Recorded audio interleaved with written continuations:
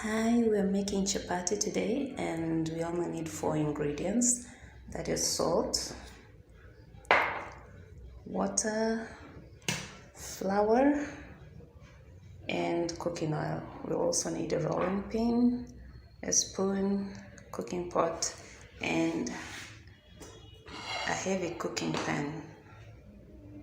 The first thing we're going to do is bring the water to a boil. I'm using 1 cup of water. Once your water has boiled, you can add your salt to it and allow it to dissolve.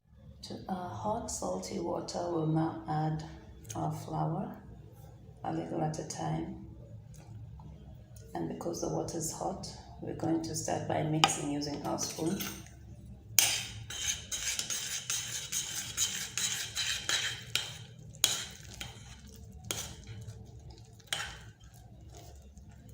You can tell when it needs more flour by the way it looks. For instance, right now it's still possible to mix it with a spoon, which means it's still very, very light. The reason I use hot water is that it gives me soft chapatis. So we use hot water to knead it and then let it sit for some time and you mix again. So we just keep doing this. At some point you'll find that the dough has become a little too hard to mix with the spoon, and so this is where you go in with your hands. First you transfer the mixture to the countertop and begin to mix it. Now as you mix it, it becomes firmer and it stops breaking apart, but you keep going at it because it takes quite a while to become ready. Not that it's supposed to be a forever process, but the more time you take while kneading it, the better your chapatis become. Be careful not to add in too much flour.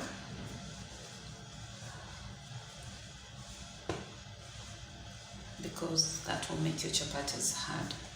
Keep your dough soft. By now I'm sure you've noticed that I'm using this part of my hand to knead. Remember, the idea is to get to a point where it is so thoroughly mixed that it doesn't break apart. I think that's where we mostly go wrong, because when your dough is not properly mixed up, it breaks apart, it tears, it sticks to your counter. And there you have it.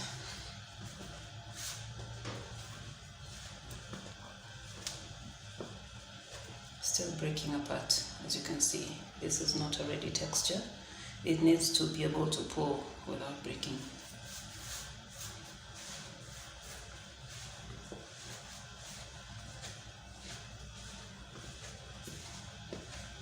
Now you notice I'm adding a little flour at a time. It's still quite sticky.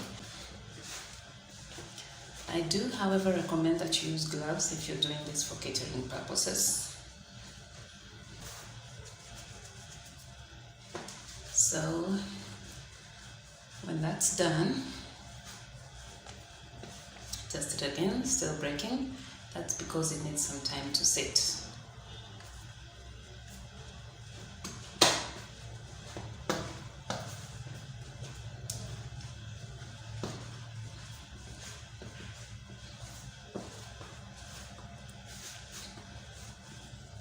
Remember to keep it soft. That's how soft it still is. I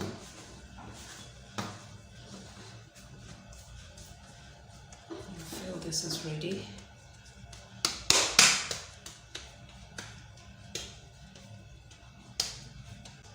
For it to rest, transfer it to a bowl and cover it for a few minutes.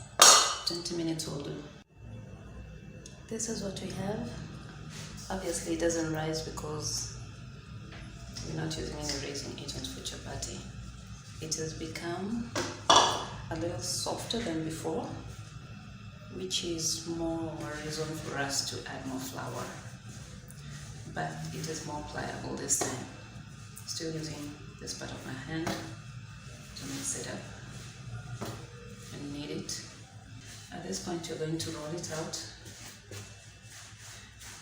into one long strip, and I'll explain to you why in a few moments.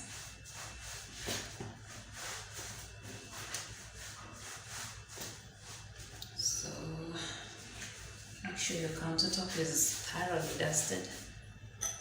Now I transferred my cooking oil to a bowl because I find them easier to work with since I do not own an oil dispenser.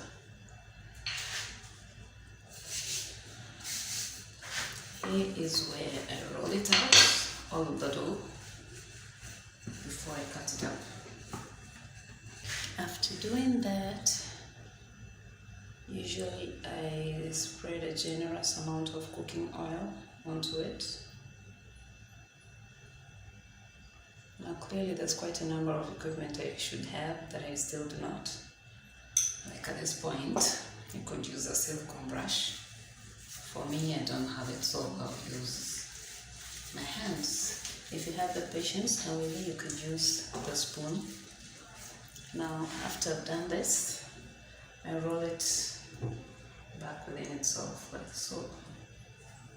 What you do is estimate the size of your pan so that each piece, after being rolled out, should be able to comfortably fit in your pan in order for it to cook properly on all sides, especially on the edges. Pinch this end, pinch this other end, and press it down such that the two ends are sort of coming together at the center, like that.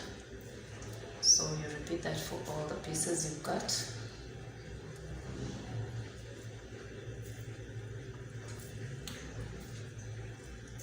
I like doing that because it saves me quite a lot of time,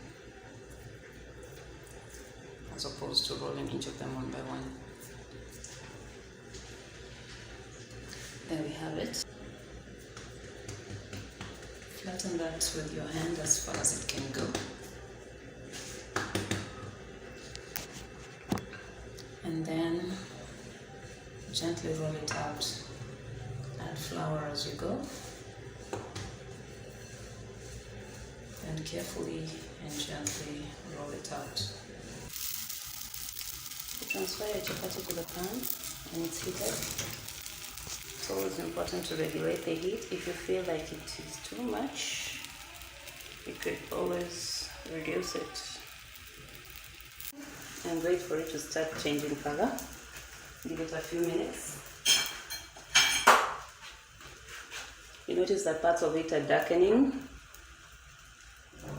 and that's what we're waiting for. We're basically pre-cooking it. The importance of pre-cooking it is to stop it from tearing. So wait for the whole piece to become this particular color, and then you can flip it and oil that particular side and do the same to the second side.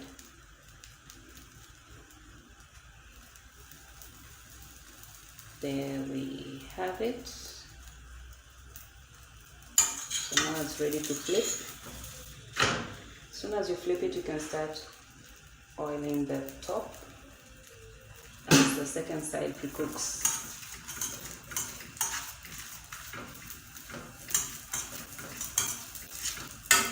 By the time you're done oiling the top, I guarantee the second part will be ready. Not cooked, but pre-cooked. So you can flip it and do the same to the other side.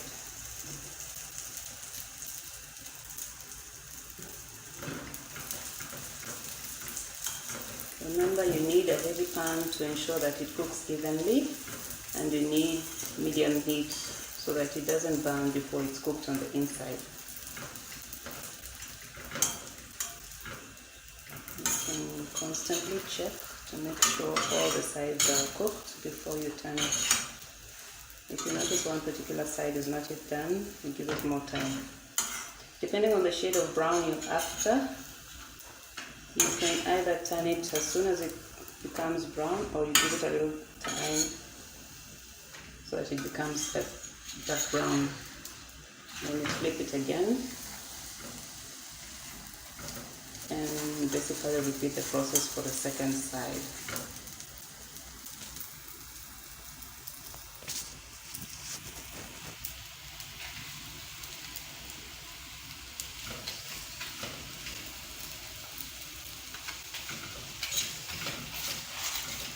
checking for the second side as well.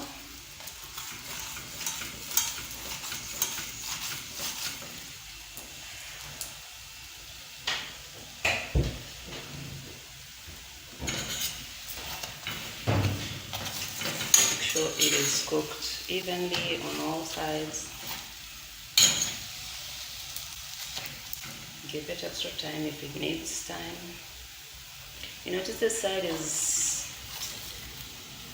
a deeper shade of brown than this one, so we'll give this particular spot more time after we're done with the second side. In other words, don't be in a hurry to lift it off the pan, because you do not want to feel like you're eating uncooked dough while you're at the table. That side is done, so we give this edge a few more minutes to get a deeper shade of brown.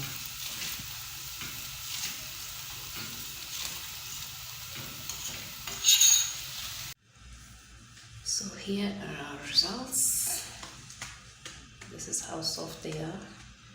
This is how easily they tear, and they come in layers.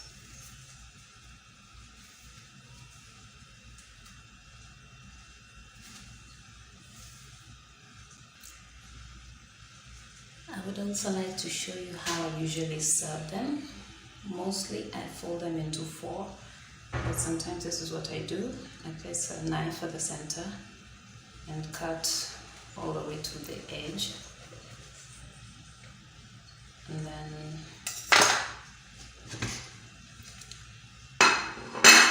I roll them out like this, all the way around. That's one piece. Do the same to the next one. That's another piece.